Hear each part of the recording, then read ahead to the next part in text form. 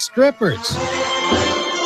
Officials say sometimes exotic dancers show up at services to draw a crowd and to show that the family is pretty well off. That's a trend that's getting more popular, and now Chinese officials are cracking down on it.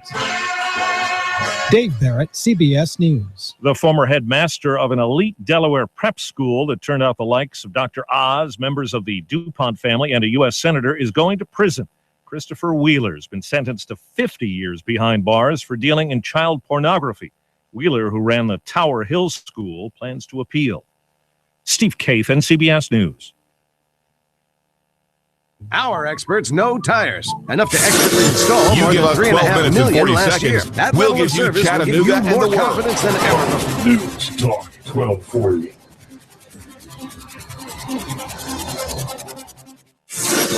You give us 12 minutes and 40 seconds, we'll give you Chattanooga and the world. Here comes Dale Earnhardt Jr. He's got third. He's going for second. Earnhardt going for the lead. The NASCAR Sprint Cup Series is on the Motor Racing Network. Coverage continues Sunday here at Live on the Motor Racing Network, the voice of NASCAR. NASCAR being brought to you by River City Auto Exchange, 5503 Highway 153 in Hickson. Check it out this Accountants Sunday and tax live preparers on talk about Chattanooga's helping. official But here's someone with NASCAR help you can use right now as you plan for tax season. EJ Pelton Company has a website with excellent financial tools, ejpelton.com. Click any topic, budgeting, college, debt, mortgage, income, insurance, payroll and benefits, retirement. Go to ejpelton.com right now, and later today, give yourself time to think about taxes and the help you'll need. ejpelton.com, open 52 weeks a year, always available for questions or tax help. EJ Pelton, a company to depend on at tax time. Think ahead, ejpelton.com. Call 332-3339. That's 332-3339.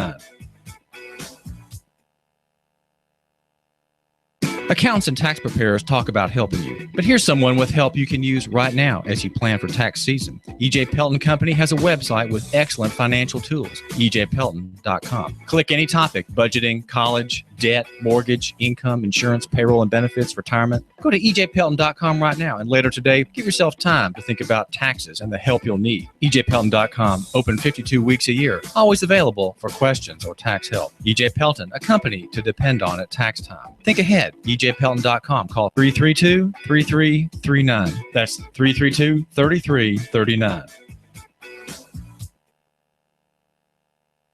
Accountants and tax preparers talk about help. You love your hometown. Are you interested in free markets, in local economy? Do you hope that Chattanooga can survive the next meltdown, the next chain of disasters in the national economy? What's the best way to live out the ideals of self-government and self-determination? Join me, David Toulis, weekdays 1 to 3. Hot News Talk 1240. Love your neighbor, buy local.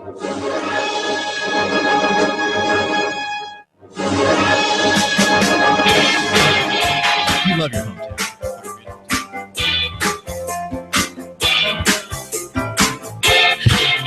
In news that's not at all any sort of surprise, Switzerland is way ahead of us. Now, I'm not particularly amazed by that news, but it's, I guess it's a crying shame of sorts, but it's, again, not anything that's particularly surprising, because it's just to be expected that a country which has a little bit less regulation than perhaps we have is kind of obviously going to be having things sooner than we are. Switzerland is going to be testing out drone delivery in the summer. So this summer, according to The Verge, one of Switzerland's biggest logistics companies is now trying its hand at drone delivery. The drone company Matternet announced this week that it will be partnering with Swiss Post and its parent company, Swiss World Cargo, for a drone delivery pilot project this summer, serving as a last-mile delivery service attached to Swiss Post's larger infrastructure. It's the first major test of Matternet drone technology in a commercial setting, and it's a crucial milestone for the company, saying that the primary aim of the pilot project is a proof of concept to clarify the legal framework, consider local conditions, and explore the technical and business capabilities of the drones. Matternet wrote in a statement, if the system performs well, Matternet will use that success to try to convince Swiss Post and similar companies to try to deploy the system at scale. Now, the big question that should be asked now is, why is this happening in Switzerland but not here? Well, the answer is actually pretty easy. It's because of a lack of regulation in Switzerland that does not particularly exist here in the States. We have a climate here in the States where we want the state itself to protect us from different things. And so that being the case, now the legislators say that, well, in order to protect you, we have made it illegal for drones to fly for commercial purposes. So then that being the case, these drones obviously cannot fly and cannot deliver objects to your door, because then that would be against the law and you'd be fined by the FAA. The Swiss program will test out a number of Matternet's One drones. That's a one in all caps, which the company says will carry packages as heavy as 44 pounds on a single battery charge. The drones are designed to follow pre-programmed routes to avoid collision, but many of the subsequent logistical challenges of local delivery are expected to be worked out in testing, saying that we are extremely excited to bring Matternet One to Switzerland, one of the most technologically advanced countries in the world, said Matternet CEO Andreas Raptopoulos, and discover how this new transportation paradigm will bring tremendous value to our partners, their customers, and the country at large. Now, another thing to keep in mind, of course, when we're thinking about this drone delivery program is that while Switzerland is not a country I would describe as tiny, it's still way, way, way smaller than what we have here in the States. I mean, the United States is a very large country just in terms of land mass, area that's taken up, square miles, square kilometers for our European friends and Canadian friends. It's a very large land mass. It's not a majority of the North American continent, but it is quite a lot of it. So you have this huge landmass, so that's something to consider as well, is that Switzerland is quite a lot smaller, but really that shouldn't have much at all to do with it. The reason being, if we're talking about size, then the reason that shouldn't matter is because why are we talking about this on a national scale anyway? Because now we're putting the idea of drone delivery, drone flights, whatever, on a national level, when that's really not the way to think about it. And that's not really the way to think about a lot of things or much of anything. But if we're talking about drone delivery, drones can't fly for very long. Well, these sorts of drones that they would use for package delivery, most of the time these are going to be hexcopters, quadcopters. These are very small drones, which are sort of like an RC helicopter that you would have gotten as a kid. Sort of the same idea. And so it's a little bit more expensive. In fact, it's a lot more expensive, and it has quite a bit more lift, so it can carry a much heavier package. But other than that, it's the same basic idea. So it's not like the drones which they use to blow up people in the Middle East. A much different sort of drone. So this drone is designed, by design, this drone can only be used in a very short, very small bubble. Imagine a bubble around, say, the Chattanooga downtown area that's only, say, about 5 miles around, and that's pretty much what we'd be talking about. So it's not a very big area. So you have to consider that as well when we're talking about these drones, is that we're not talking about delivery from San Antonio over to Atlanta. That's not going to happen, at least not right now. That could definitely happen in the next 10 years, but right now that's not what we're talking about. So then why can't we have drones delivering packages downtown? And think about the implications of that. In Chattanooga, what if there was a drone delivery service, or Saudi Daisy? What if there's a drone delivery service launched by a small startup in one of these areas? That would be tremendous. So much growth would come out of that. But you can't do that, not because a mayor has decided that here in the Tennessee area, or not because a governor here, the governor in Tennessee has decided that, not even because your city council has decided that there shouldn't be drones for commercial purposes. No, it's because the FAA has made that decision at the behest, perhaps, of Congress or some national player. That's such a disconnected decision, though. That's so just disconnected, because we're not talking about a guy who lives here who can walk around and say, well, you know what, this area really could benefit from drone delivery. Of course it's legal. No, we're talking about some guy who sits in an office all day in Washington who's decided that drone delivery is not appropriate. So it's such a disconnect between what should be happening and what is actually happening, and what's good for our area and what is actually going on. So regulation is very much getting in the way of growth here. Now, is that any surprise? No, not at all. Of course not. It's not like, and I'm not advocating that you should go out and start a drone delivery service despite the FAA ruling. I mean, like it or not, and I don't like it at all, the FAA's ruling is technically speaking legal. And I'm not one to advocate the breaking of the law, because it's not really a immoral law, I would say, but it is a law which is slightly hindering to growth. I'll put it this way. If there was no regulation on drones, we would probably be a lot better off as it stands right now here in the States. So let's think, and not even here in the States. I keep thinking on this broad scale myself, but here in our area, I'm a Ringoldian. I live in Georgia, but I also spend a lot of time in Chattanooga, so I sort of identify with both areas. Although when football is on, I tend to root for the Bulldogs. Sorry, guys, but I don't really care that much anyway about sports. But it's one of those things where I don't really identify as a national person. Like when people, okay, I'll give you an example. I traveled up to Canada for a good friend's wedding in December, late December, close to New Year's, actually. I spent New Year's in Kingsport. Very, very nice. And people sometimes asked me, there's people I met at the wedding would ask me, so where are you from? And I would say, Georgia. And I didn't say, oh, I'm from America. I said, well, I'm from Georgia. And people, I mean, they knew where that was. These are educated people. And they, of course, they know where Georgia is. They didn't think that I was talking about the Republic of Georgia because I don't speak with a Balkans accent or with an Eastern European accent. I don't do that. But, but you see what I mean? I don't identify as so much an American nearly as much as I identify as a Georgian or even as somebody who lives in Ringgold, because I like Ringgold. And that's not to say I don't like other places here in this country. I do. I've been quite a lot of places on the East Coast. I've not been out west yet, but on the different places I've been in the East Coast, very lovely, except for New York City. Very lovely places. And I would not fault you for identifying as a member of that community there. But I don't necessarily identify as an American. And that's sort of an odd idea to a lot of people. And they say, oh, you're not patriotic. How dare you not identify as American? You probably want to walk on American flags too. You probably use an American flag as your bath towel every morning. Well, no, I mean, I don't mean any disrespect by that statement. It's simply that I don't really identify with any sort of nationality.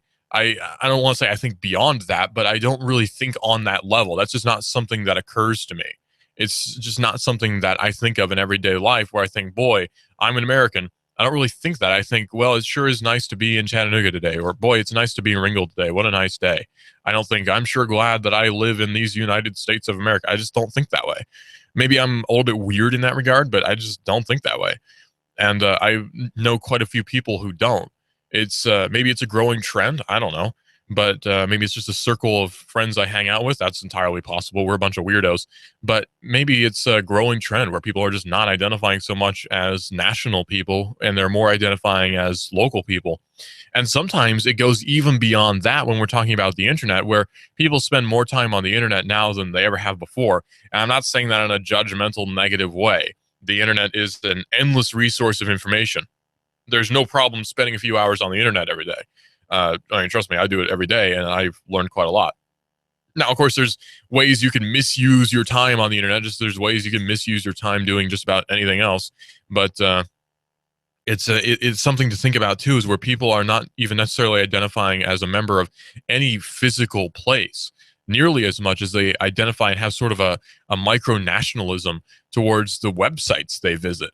And we're starting to see that more and more too. And again, I'm not saying that as a negative thing and a judgmental thing where look at these kids on the internet, man, they're using the internet too much and they're just ruining their lives with all the time they spend on the web. No, I don't mean that. I'm just saying that this is a different way of thinking that is really just now emerging. This is not something that's been around for very long at all. So how did we get from drones being used as a delivery service in Switzerland to talking about identification in a nationalistic sense? Well, we got that way because we're talking about why is this available in Switzerland but not here in the States? Well, the main reason I think, this is sort of my extrapolation, the big old reason is because the United States is actually kind of almost too big. Because you have people in Washington who are passing regulation and passing legislation on very wide sweeping ideas that really have no application whatsoever for an individual state or for even an individual town. We're talking about a federal regulation that I don't identify with that federal regulation. This makes no sense where I live. You see what I mean? Okay, as an example, we'll use marijuana as an example. We'll get inflammatory, right? Let's walk the line. Let's walk the razor's edge. In Colorado, it seems that a majority of the people there wanted marijuana to be legal, and thus it now is. But despite that, there's federal regulations saying that it's a prohibited item. In fact, you could be thrown in federal prison for a long time for owning a certain amount of it or for dealing in it, and that's a felony in some jurisdictions. So then how is it that this federal law, totally contradicts with what Colorado is saying, or with what Oregon or Washington State or some areas of California are saying? It's this difference of opinion that exists between the state and the federal level. Now, we have, I guess, we have been blessed with the grace that we have now, where we sort of are allowed to have that difference of opinion. This is an allowance, which was, of course, granted to you by the ever benevolent state, which allows you to think the way you do, right? But but there's this difference of opinion where you have this federal entity which has all these different opinions that really have no bearing whatsoever on my life here. You have these people in Washington, and I hate using phraseology that's so commonly used. Oh, the guys in Washington, the elites in Washington, I'm sick of that. But it really is the case in this particular instance, where you have these guys in Washington who have decided this is what's best for America. This is what's best for the United States. But that has no bearing on me whatsoever. People decide, it's best that you can't own a fully automatic firearm. As a nation, we've decided this. So, wait a minute, I didn't decide that. I don't agree with that. And I know a lot of people who don't agree with that. So why is there federal regulation on this idea? We have this problem where there's regulation which really has no bearing whatsoever on what so many different people think in all these different diverse areas of this gigantic country we live in. It's just bizarre that we have this ginormous entity that exists, which is actually kind of small because its power isn't really that great. Because my friend was talking about let me get untangled here. My friend was talking about this the other day, where really the only reason that there is a federal government within the United States is because a group of guys got together and said, man, we need representation. And that's all it is. That's all you need is just get together and say, man, we want to represent ourselves. So it's this subversive idea that these dudes had. And they said, yeah, we want to represent ourselves. And if you want to allow us, we'll come about it violently. And thus you had the American Revolution. Of course, it's a much more complex issue than that, but the gist of it was that. So imagine if something like that happened again in a smaller area where you had a bunch of guys in, I don't know, let's say out in Arizona who said, you know what, we don't need this. We're going to regulate ourselves. We're not getting proper representation. It's the exact same problem which was there before, where you have this group of people, whatever group of people, which doesn't have proper representation. And they're realizing this and saying, I don't even identify as this national group. So why should I be subjected to their regulation if I don't even identify as one of them? So we have this problem. What do we do about this problem? Well, really, a controlled apathy is probably the best solution. Let me explain what I mean by controlled apathy. By controlled apathy, I mean a very cautious, non-caring attitude about a lot of what the federal entity does, because a lot of the time it can't really affect you. Now, there are some instances where what the feds do can actually affect you, because if we're talking about legislation on, what a truck driver can do while he's driving down a federal highway, I mean, what does that have to do with me? Well, it actually does sort of affect me, because then that means shipping times are going to be longer or whatever. There's all these different federal regulations which really don't actually help anybody, but surely it helps some industry somewhere because this guy's on the board of that or whatever. Well, what about drones, where this regulation which we have now on drones actually does hurt us, where now there's this regulation on drones which says you cannot deliver packages with a drone because that's a commercial usage of a drone, and we have put controls over that. We, the federal entity, have decided that you cannot fly your drone for commercial purposes because this is what's best for the American public. Even though I don't agree with that, and a lot of people don't agree with that, why is this then being subjected onto us? This is a very dangerous thought. I want you to keep that in mind. This is a very, very dangerous thought to them that's being pushed forward, where people have the idea, suddenly they say, wait a minute, why do we even need this federal entity? And then that's a very dangerous thought to them, because they exist on the assumption, the prerequisite knowledge that you need them. And if suddenly people realize, I don't even need half of this federal protection, then they're now put in a very dangerous position, where now they're realizing, wait a minute, these guys are starting to realize that they don't actually need us. What are we going to do? So then they pose some threat and say that the next boogeyman is going to come and get you, and you need our protection in order for that to not happen. Well, over in Switzerland, it seems that sometimes the folks are a little bit smarter in their federal government over in Switzerland because now drones are allowed for flying. So the company is called Matternet, which is going to be having these drones flying around for the purposes of delivering different packages to different houses. So Matternet is the name of the parent company, which is looking to prove its technology in Switzerland. And The Verge says that similar tests are already underway in China and in the United States. In February, Alibaba, which is Alibaba, I should say, I want to pronounce these things correctly. Alibaba is the name of a Chinese company, which has conducted a 3-day trial for its own drone delivery system in Beijing, Shanghai, and Guangzhou. I think I said that correctly, delivering packages up to 12 ounces in weight. In March, Amazon got permission from the FAA to proceed with its own drone delivery trials on American soil. Well, what this article doesn't note about that, now you might immediately say, oh, great, so we can have drone delivery. No. What that meant was the FAA very, very specifically with a fine point pen said that you may fly this type of drone for this type of testing. And it took months for that to be approved. And by the time this legislation had been approved, or this particular permission had been approved, the technology was already outdated. The drone was already outdated and they weren't using it in their private tests. So it's very unfortunate now that the FAA has taken so long because now Amazon is now behind again. So still, given the current pace of testing, I should say, it seems likely that we will find out soon what kind of range and weight limits that consumers can expect after the launch of these systems. So will we be seeing drone delivery by the end of, say, the next 3 years? Very well, we possibly could. Technology moves at a very quick rate. Technology moves along like a galloping horse. This is a very, very quick moving field. You could wake up tomorrow and everything can be different.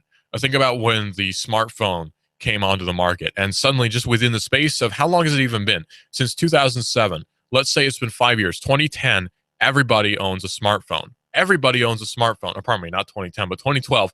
Everybody owns a smartphone now. Think about it. Everybody owned a smartphone by 2012, and yet the iPhone came out in 2007. That's a huge paradigm shift, which occurred just in the space of very, very little time. So technology can shift in very astounding ways, unprecedented ways, ways in which the analysts sitting at their desks, they're being paid a huge amount of money. These people can't even predict. And it's really not worth your time to try to predict what technology is going to do. So can we say with some level of educated guess that drone delivery will be a thing in the next 3 years? Oh, absolutely. Can we absolutely say that that will be the case? No, we don't know. Something could totally change and there could be a whole new method of delivery that's going to be approved tomorrow. We just can't know at this point. That's how volatile the market is. But it's actually good because this change is always good for the consumer because it means we're getting the next best and latest product. We're getting the best product we can possibly get thanks to these companies which are developing them. So thanks to the federal government, I suppose, for delaying this because maybe the focus will shift to a even better technology. Who knows? But as it stands right now, the reason we cannot have a package delivered to us within 30 minutes upon order on Amazon is because of FAA regulations. Amazon was ready to roll this out in 2015, this year. By this time, we could have had drone delivery. But unfortunately, the FAA hampered that effort. And now we can't have drones delivered to us at the right time. Now, I know there would have been a lot of problems with airplanes, with planes taking off and drones being in the wrong area. But you know what? Those are problems that I'm sure a lot of people would think are worth facing. These problems are hiccups in the R&D process. And it's really in Amazon's best interest to not fly their drones into small aircraft anyway. So it seems pretty likely that that wouldn't really have happened. There would have been proper controls over it. There's no doubting that. So, unfortunately, thanks to this government regulation, we can't have packages delivered to our houses. This is a mob mode. This is a mob mode. What kind of fool do you think I am? You think I know nothing about You give us 12 minutes and 40 seconds, we'll give you Chattanooga and the world. News Talk 1240. Hi, this is your computer speaking. I don't feel so well, It's like I've come down with a bug, and I'm getting slower. Affordable Computers. We fix sick computers. Your hometown guys at Affordable Computers will repair your PC in half the time of the big boys at an affordable price. No tricks, no gimmicks, no computer speak technobabble. Just good, quick, and courteous affordable service and repairs. Want to affordably supercharge your PC? Affordable Computers on Highway 58. Affordable Computers hand builds all desktops in-house. If you're looking for a better-than-new refurb laptop, $150 will get you a Dell or another name brand at Affordable Computers. Affordable Computers, Highway 58, between Arby's and Taco Bell. Also Fort O, Battlefield Parkway, near Holcomb's. Affordable Computers, we service what we sell. Call 499-1975. That's 499-1975. Wow, this is amazing. I'm feeling great. Supercharged. Do you feel better outside your home or business than in? Indoor air quality is important. Mildew, mold, smoke, water, and rodent damage are prime causes of poor indoor air quality. Ducts Indoor Air Professionals, better known as Duct Busters, cleans HVAC systems using 127 definable Duct Busters steps. Let Mark Thompson address the indoor air quality at your business to help reduce employee illnesses. Prevent fires by cleaning your dryer vents. Fox News Radio, I'm Lillian Wu. Terror arrests taking place across Italy. According to police wiretaps, some of these men had boasted of being sent to Europe by bin Laden himself. Some of them were behind the deadly bombings at a market in Peshawar, Pakistan in 2009. Their main aim, it is believed, was to raise funds in Italy, which they did by soliciting money for a religious charity and through running an illegal immigration ring. Fox's Amy Kellogg closing arguments for the prosecution in the Florida A&M hazing death case in which a drum major died, and actress Angelina Jolie pleading with world powers to take action, speaking at the UN on the refugee crisis in Syria. I think of the mother I met recently in a camp in Iraq, and she could tell you what it's like to try to live after your young daughter's ripped from your family by armed men and taken as a sex slave. Nearly 4 million have fled the violence in Syria over the past 4 years. Fox News, we report, you decide. NASCAR, Laura Ingram, Dennis Miller, David Toulis, Generation Z, Coast to Coast AM, and CBS Radio News. Chattanooga's news, talk, and sports leader. Fox News Talk 1240. You love your hometown. Are you interested in free markets, in local economy? Do you hope that Chattanooga can survive the next meltdown, the next chain of disasters in the national economy? What's the best way to live out the ideals of self-government and self-determination? Join me, David Toulis, weekdays 1 to 3. Fox News Talk 1240. Love your neighbor, buy local. Fox News Talk 1240.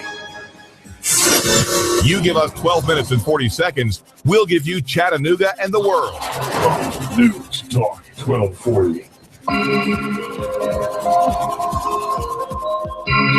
You may remember the news about the Comcast and Time Warner cable deal. Well, it is now deceased.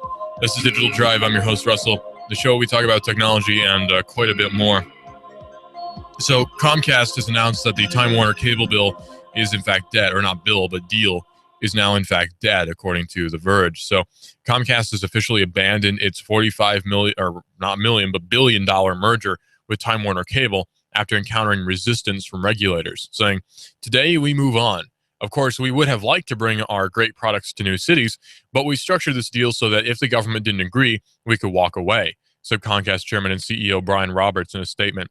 Comcast NBC Universal is a unique company with strong momentum. Throughout this entire process, our employees have kept their eye on the ball, and we have had fantastic operating results. I want to thank them and the employees at Time Warner Cable for their tireless efforts.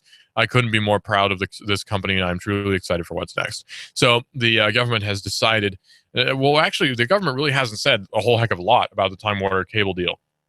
That's kind of the funny thing.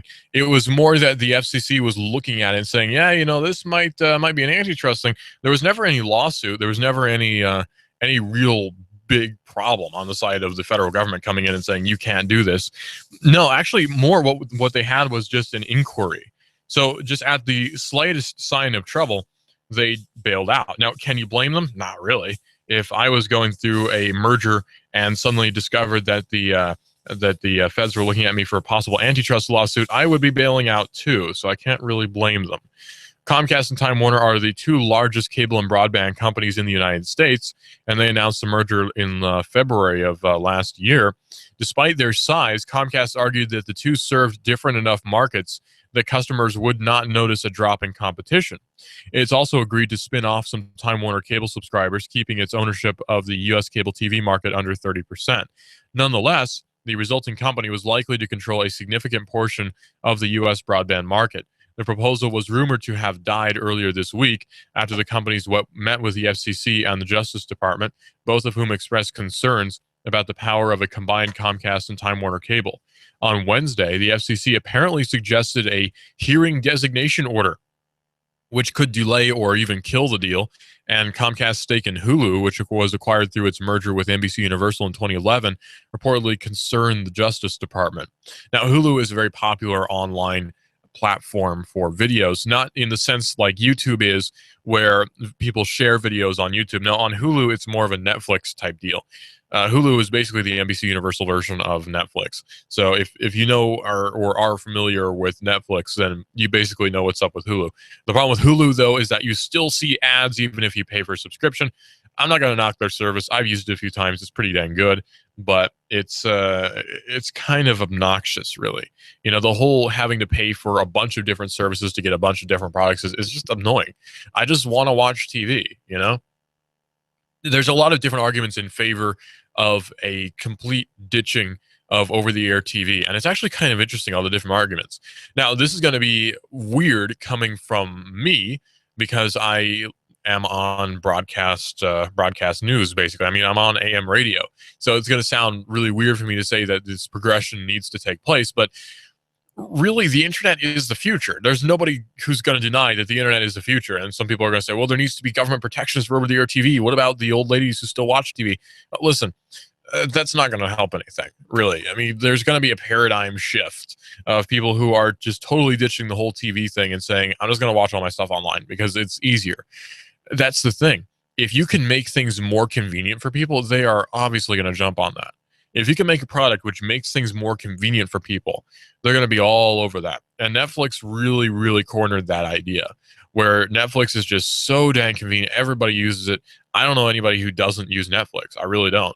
I can't think of anybody I know of who just does not use Netflix in one way or another. Either they have their own subscription or they use a friend's or parent's subscription. So it's just, everybody has the flicks, man.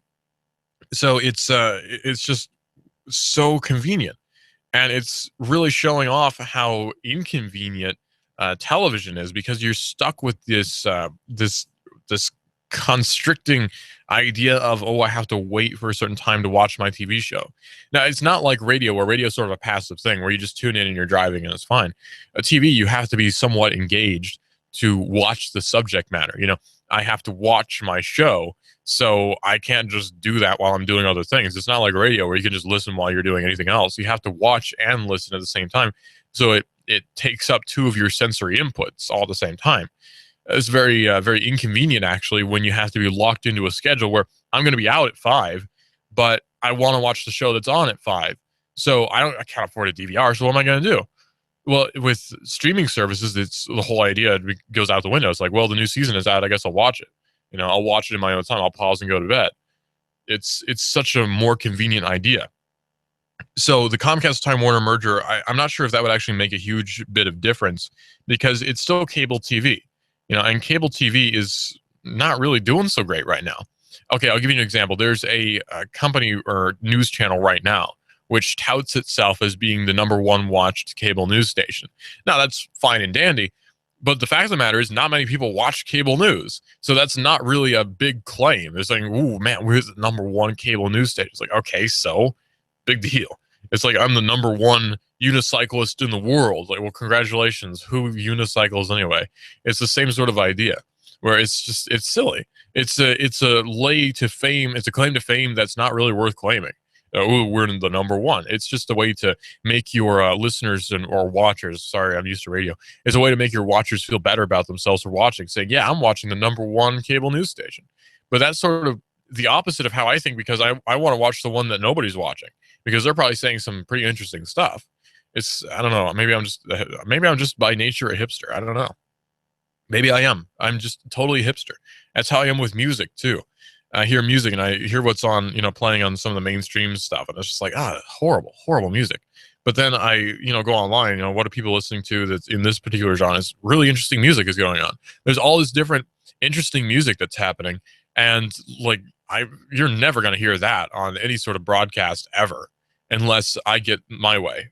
My idea, actually, I'll share my idea with you because I really want somebody to steal it so that I can experience it for myself. My idea is to launch a radio station that plays music. I love music, but I don't like music that's playing now. I hate that. I just hate it so much. So what if there's a radio station, and this is going to get like no funding and no advertisers, nobody's ever going to listen. But what if there was a radio station that played nothing but just weird, obscure stuff? And it was sort of a radio station that's dedicated to introduction to just bizarre music, like a radio station where you listen and you hear Guided by Voices for the first time, or you hear the Pixies for the first time, or sorry, just Pixies for the first time. Or you go on there and you hear Dive for the first time, or Slow Dive, or, My Bloody Valentine. The first time you ever hear this stuff is on this radio station, because nobody's ever going to play that on any other form of broadcast radio. That would be so cool. But, that would never get any funding, and nobody would ever want to do that because, the top 40 guys are all taking over the market. So it's not really surprising. But anyway, it's my crazy kooky idea, I guess. Well, German intelligence has helped the NSA to spy on European politicians, and it's causing a bit of a stir, understandably. You see, the German intelligence agencies have kind of always been helping out the NSA. It seems ever since the Berlin Wall partition and East and West Germany, it seems that the Allied-supported Germany has always been, well, the other allies other than the Soviet Union have been supporting the German intelligence, and German intelligence has been supporting American intelligence, and there's sort of been a bilateral agreement going on there. Well, that's an unfortunate thing, because intelligence agencies seem to deal in the process of violating your rights. Just like the CIA is one of the largest terrorist organizations in the world, it's not surprising. Or the NSA is one of the largest anti-American spy organizations in the world. It's just going to happen. There's no way around it. Of course it is. So German intelligence has helped the NSA to spy on European politicians and defense contractors. According to The Verge, for years, Germany's foremost intelligence service has been feeding sensitive data to the NSA, including communications concerning European politicians and defense contractors. The data comes from the German BND, which is the country's foremost electronic surveillance agency, which shares data with the NSA as part of an ongoing intelligence sharing agreement between the two nations. That idea is determined by a list of selectors, similar to the terms that the NSA uses to search for its own bulk databases. But a review of the selectors revealed a number of potentially troubling terms, including politicians and aerospace firms. Now, what could be any less offensive than an aerospace firm? Because when you talk about aerospace, you're generally talking about something that's like for exploratory or research reasons or something like that. You don't usually think of aerospace as being, blowing up people. Well, the revelations come not from Snowden, but actually from the German parliament, which has been re-examining the country's information sharing agreement with the United States surveillance agencies. That review was inspired by the unsettling news that has come out in the wake of the Snowden leaks, including the news that the U.S. had been monitoring German Chancellor Angela Merkel's cell phone. In response to the news, the parliament is now looking to narrow the selector terms allowed by the NSA, a meager but tangible pushback that would mean information sharing is no longer the blank check that it once was. And that's a great way to put it, because it really did seem like a blank check.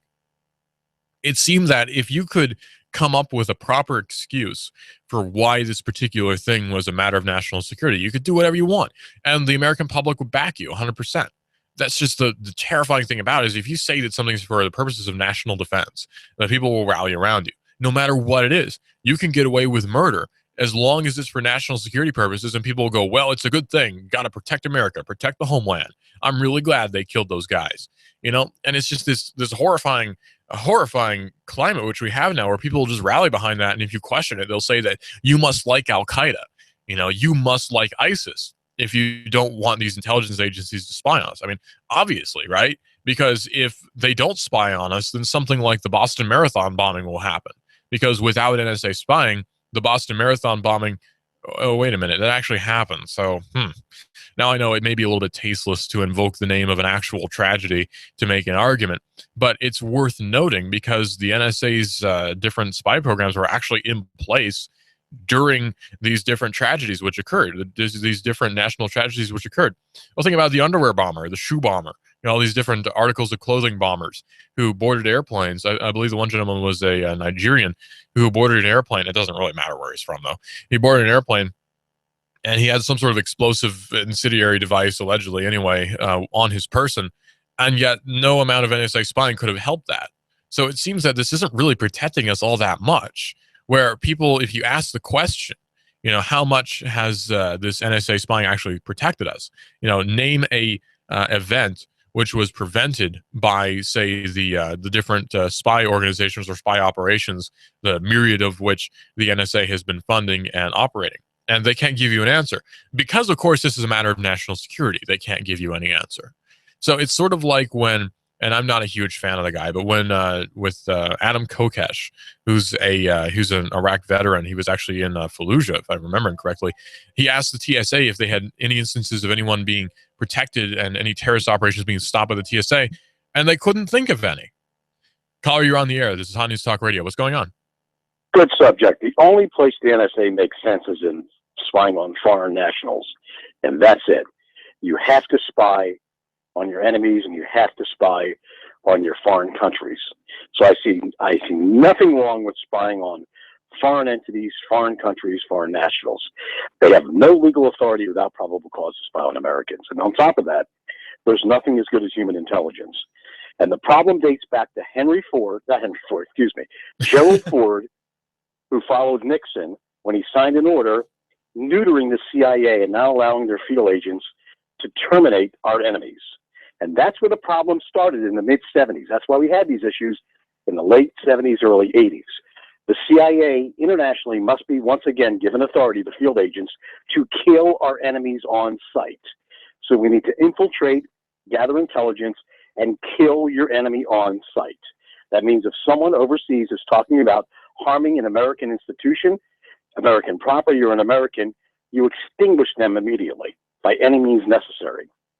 You lose that human intelligence, you lose the war. Okay. I'll listen on the radio. Thanks. The only problem that I see with that, actually, it's not the only problem, but the only problem I'll bring up that I see with that is that you would have this, because we are in a war on terror, you can basically define anything at all as terror. So if the CIA was granted that power, then you would have somebody who say, oh, this person is a domestic terrorist. And what is even the domestic terrorist definition? What is a domestic terrorist? And they can't really give you any sort of proper definition. So then this would give them license to just execute anybody at will because it's they deem it to be a threat, be it politically or whatever. So I understand the sentiment, and I can't say I necessarily 100% disagree, but there would be a lot of room for abuse. So I'm very much anti I guess establishment anyway, because I don't like the idea of any sort of standing military or anything like that. I don't even like the idea of militias militias. I like militias. I like when individuals are armed for their own purposes. But when we're talking about a intelligence agency, that just gets on my nerves somehow, because we're thinking about a climate, or not a climate, but a atmosphere, I suppose, which is the same as a climate, where these agencies are saying they convince themselves that they're acting in the best interests of the American public, and of course their reasons can never be disclosed because it's a matter of national security, and so they go off and kill somebody because they say it's the best thing to do, and some corrupt politician signed off on it. So you might be having situations where you're having, say, somebody who's a political person in a foreign country who's running against somebody we don't like, so we go off and assassinate him. Kind of like what happened in the 1950s with Iran, with the different revolutions which occurred, and the big cultural revolution which occurred in Iran in the 1950s, which was, of course, funded by what is now BP. So you would have problems like that. Or even Hawaii, the acquisition of Hawaii. Imagine if a modern-day CIA, unneutered, existed in that day, and existing in the purposes of protecting American interests, which would be the acquisition of great amounts of fruit, which can then be sold. You see, you run into a lot of problems with that idea. So if it were executed properly, I'm sure it'd be fine. But the problem is that it would never be executed properly, because we're talking about a state, we're talking about a federal system, which does not work. It simply can't. So it's a broken system. So as the system is today, it's totally broken. It's hopeless. But that's just the fact of the matter. That's just how it is. It's not something that's worth complaining about. It's not something that's worth whining about. People say, oh, we need to restore such and such. No amount of restoration as it presently stands is going to help much of anything. People say, well, we need to get rid of the IRS, for example. Okay, fine. What are you going to replace it with? And they don't have any answers. Well, something. We need to replace it with something. They'll replace it with something which they call, a common sense tax system, which actually is just worse than the one that we had before. So no amount of reform is really going to help much of anything nowadays. But that's okay. You see, that's where a lot of our ideas here shift from a lot of other people's ideas, is that we say that that is okay because the solution doesn't lie in any sort of national idea where people say we need national reform on this or that. No amount of national reform is going to fix what we have. What is going to fix what we have is just ignoring the whole national process and worrying about congressmen and senators and national bills and congressmen sleeping with some other person. It doesn't matter. What does matter, though, is what the guy next door is doing, not in the sense of what he's doing in his private house, but does he have a business? Can you help him? You see, when we're thinking on a local level, that's what's actually mattering. What doesn't matter is some deal going on with Dow Chemical where they're talking about but some sort of new development that's going to cause cancer for people and all these different things that Congress is investigating and whatever. But I mean, yeah, that's an issue that's worth looking into, but does it really matter to me? Not particularly. You see, we're talking about ideas of just national interest, which I don't really care about national interest. And when it comes right down to it, I don't think a lot of people do care about national interest. We have to protect our national interests. And I don't really care about our national interests because I don't agree with half of them. You see, that's why I don't really identify that much as a national person. It's just this thing that doesn't really agree with me. It gives me indigestion to think of myself as a national player. I'm not really into that. I'm not much of a nationalist at all. I don't even really like the idea of a state, period. So it's that puts me on sort of a that sort of makes me, I guess, the black sheep of the political world, perhaps, where people will look at that and say, oh, this guy, he just doesn't like anything. Well, no, I like a lot of things. I just don't like a lot of what's going on right now. And that's sort of the problem which I'm faced with. And, this is sort of further evidence with how warfare has become so, I hate to say it, but so impersonal now. Here in our present day super hyper technological age, where warfare itself is one of the things that's now become impersonal. And there was a writer who actually complained about that. Now, I'm not going to name him because I can't remember which one it was. It was either Tolkien or Lewis. It's one of those. And you see, I'm not going to say which one because I don't remember. I hate it when that happens. But he was talking about how war has become so impersonal. As soon as the rifle was invented, warfare just became this impersonal thing where nobody cared. And the generals were on the back lines and all these things. And it caused such a problem where people would wage war for nothing at all. And that's even more evidence now with the usage of drone strikes, where we're causing all this havoc and it's not affecting us at all because we're just bombing things from the sky, telling ourselves that we're doing the right thing. Well, the RT has come out with a story. U.S. drone strike has killed a U.S. and Italian hostage in Pakistan. The White House has said that 2 hostages, an American and an Italian, died in Pakistan earlier this year as a result of a United States-launched drone strike that also killed 2 U.S. citizens involved with Al-Qaeda, saying it is a tremendous sorrow that we recently concluded that a U.S. government counterterrorism operation in January killed 2 innocent hostages held by Al-Qaeda since 2011, reads the statement that was released by the White House press office Thursday morning. So should we have carried out this drone strike? Well, it seems that the intelligence was slightly faulty, and we're seeing a repetitive climate where this is occurring, where we just have faulty intelligence and we accidentally kill a bunch of people and say, well, sorry, we just killed a village full of kids. Whoops. And nobody thinks anything of it the next day. They forget about it. This is what drone strikes is doing to us, where we're thinking about warfare not really as a poor thing which should be ended as quickly as possible. We're instead thinking of warfare as this idea that's just, well, it's a necessary part of modern society. War has to happen because there are people who hate us. But it seems to me that people hate us because we are at war. People seem to hate us because of our constant warlike, aggressive stance about everything. Maybe we just need to mellow out, man. Maybe we just need to mellow out. Well, scientists are testing MDMA as a PTSD treatment for veterans. So if you are a veteran suffering from PTSD, which of course is a horrible, horrible thing, the U.S. government is now researching using MDMA in order to help you out. So about 3 years after his discharge from the Marine Corps, Nicholas Blackston is in an unfamiliar office and he's starting to feel the effects of an unfamiliar drug. It's actually MDMA. Now, you might not know what MDMA is. Maybe you don't read into drugs as much as I do. Well, MDMA is also known as the popular designer drug in its much more diluted form as ecstasy. That's what all the kids are doing in the raves and such. They're all doing E, and that's what MDMA is. Now, MDMA gives you a very strong feeling of euphoria. You feel like you can do anything. I've never done it. Don't worry. I've never done it. I do know people who have, and from their description of it, it seems that this actually could, in controlled doses, help out with PTSD. It's funny how we keep having that, where people are talking about the whole just evil drugs, and then we're able to use them to help people out. Oh, like weed. Everybody demonized weed for such a long time. People say, marijuana is just going to ruin the country. I can't believe people are using that. But then it turns out that it's actually helping kids out who have cancer, or it's helping people out who suffer from multiple sclerosis, or, what have you. Cannabis oil is able to help you out if you have a particular debilitating disease. It's a great painkiller, all these different things. But it's just the worst, recreational use of it. It's just the worst thing ever. It's funny how that works.